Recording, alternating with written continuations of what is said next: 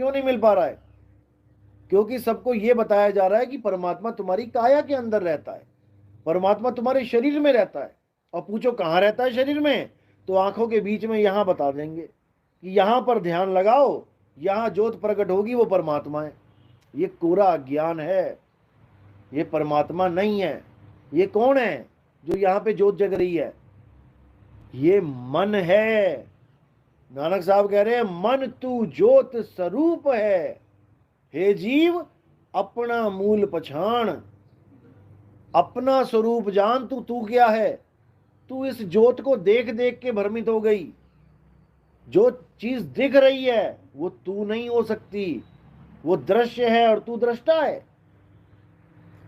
इसी मन के गुलाम सब हो लिए। जितने भी आप देखेंगे, किसी का भी पोस्टर देखो आप, कोई भक्ति कर रहा है, आंखें बंद करके ध्यान यहां लगा रखा है, समझ जाओ कि वो परमात्मा को प्राप्त नहीं हो पाया, वो मन का ही गुलाम हो गया।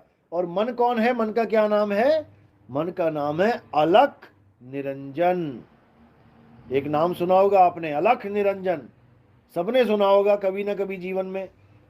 आपने राम जी का नाम सुना, कृष्ण जी का नाम सुना, हनुमान जी का सुना, नाम तो सुना सुना, लेकिन उनके चित्र भी देखे।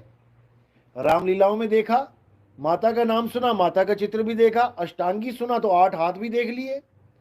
लेकिन आपने केवल एक ऐसा नाम है जो आपने सुना ही सुना है, उसको कभी देखा नहीं, और वो है अलख निरंजन।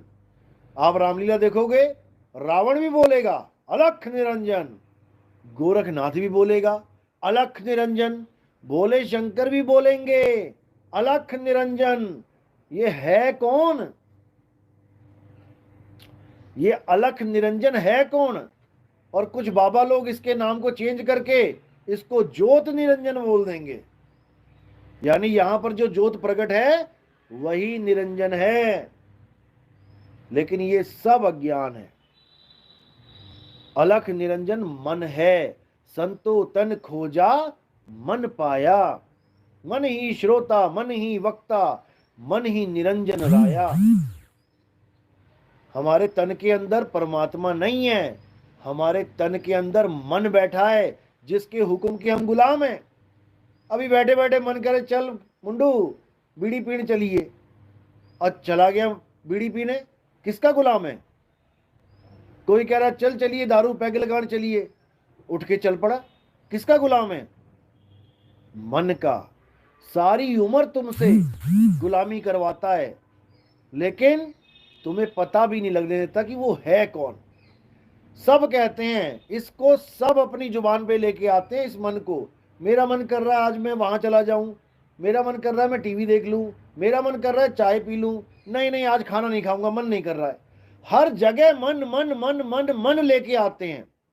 लेकिन अगर पूछो किसी को मन होता क्या है, मन देखा कभी कैसा होता है क्या मन? कोई जवाब नहीं आएगा। जबकि जो चीज का नाम होता है उसका स्वरूप भी होता है। कोई कहे हवा, ठीक है मैंने हवा नाम सुन लिया, कभी देखा हवा को? नहीं, लेकिन महसूस तो किया ना। हाँ भैया हवा आ रही है कि नहीं आ रही है? हाँ जी आ रही है। इसका मतलब हवा का भी कोई स्वरूप है जिससे तुम्हें पता लग रहा है कि आ रही है कि नहीं आ रही है। लेकिन मन का क्या स्वरूप है? कैसे पता लगे कि ये पास है कि दूर है? ये भेद हैं। ये गुरु जब आपको ज्ञान देता है तब समझ में आता है कि मन है क्या, मन का स्वरूप क्या है।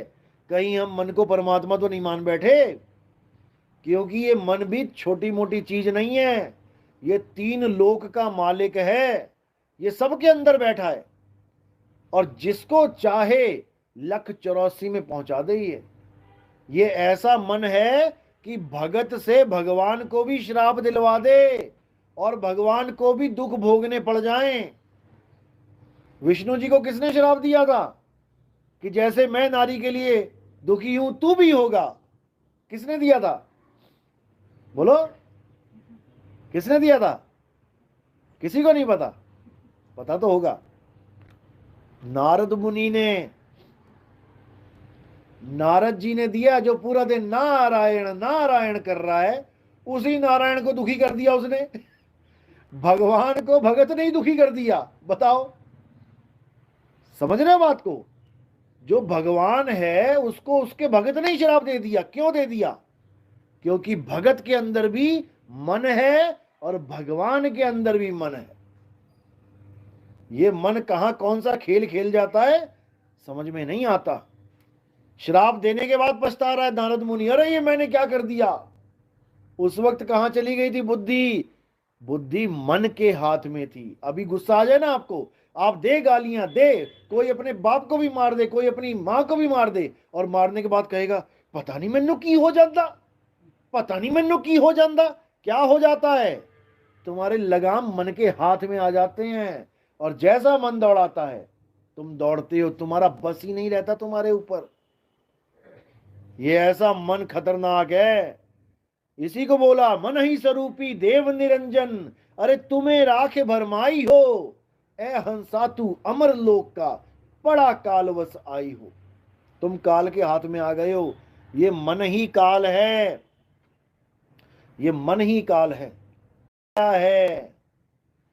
जब तक तुम काया से प्रेम करे बैठे हो, चाहे अपनी काया से चाहे अपने माँ बाप की काया, पता नहीं क्या क्या बन के आए तुम। जब वो नहीं रहे तुम, तो ये कहां रहोगे? केवल उतने समय के लिए रहोगे जितने समय के लिए मकान मिल गया तुम्हें। केवल उतनी देर के लिए तुम आदमी हो। यहां से निकले और चल कुतिया के गर्भ में। अभी कोई कहे कि कुतिया लेटी है उसका दूध पियो जाके, अरे रे मैं नहीं पीता। और जब उसके गर्भ में चले गए और उसका बच्चा बन के निकले, तो बाकी भाइयों से लड़ लड़ के दूध पियोगे कि मैं ही पीऊंगा सबसे ज्यादा। देखो जरा कुत्ती के पास जाके, कुतिया के पास सबसे तगड़ा होता है वो, पीते पीते को दूर कर देता है, निकल तू यहां से। तब तुम्हें याद नहीं आएगा कि मैं आदमी था, अरे मैं कहां मुंह मार रहा हूं। तो ये माया का ऐसा प्रबल खेल है कि तुम्हें समझ में नहीं आ सकता।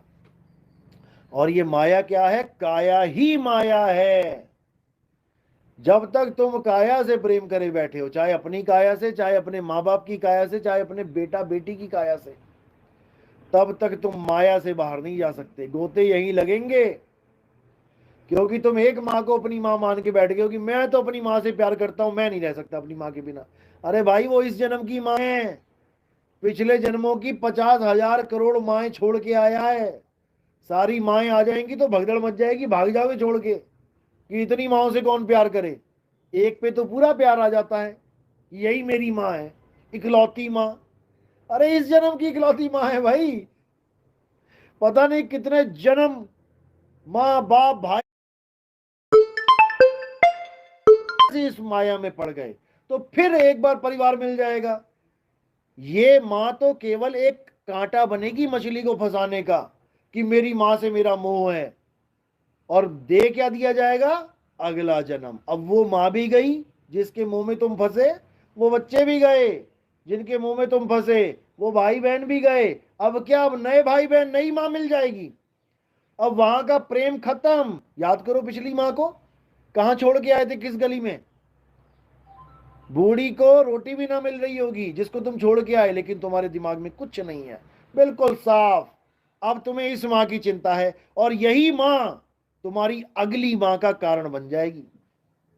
इसी माँ की वजह से तुम्हें अगली माँ के पास जाना पड़ेगा, गर्भ में 9 महीने लटकना पड़ेगा। और 9 महीना गर्भ में जब लटकोगे, तब वहां पे पूरी होश रहती है कि बाप रे बाप कहां फंस गया इन माँ बाप के चक्कर में।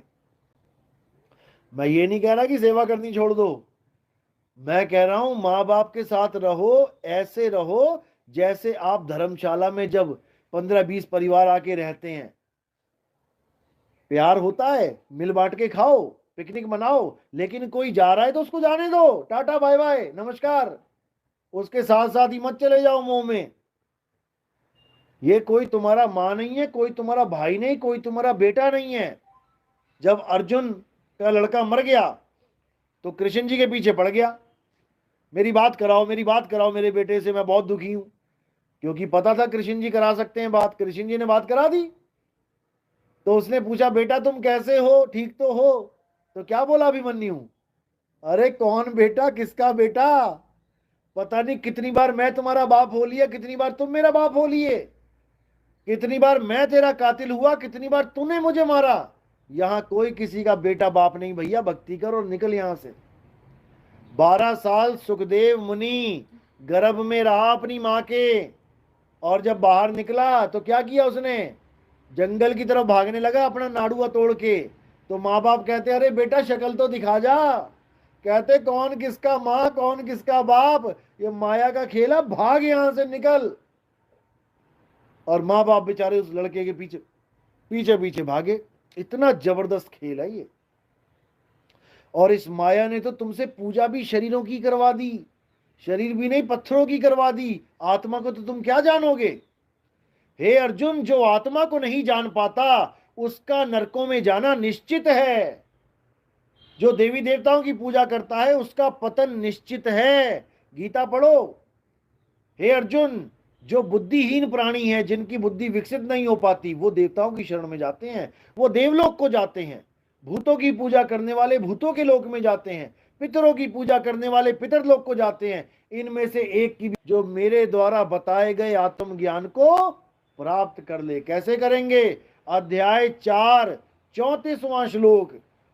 हे अर्जुन, अगर सत्य को जानना चाहते हो, कि अपनी आत्मा को जानना चाहते हो, आत्मदेव को जानना चाहते हो, तो ऐसे गुरु की शरण में जाओ जो तुम्हें तुम्हारी आत्मा का ज्ञान करा दे, क्योंकि उसने खुद अपनी आत्मा को अनुभव किया है।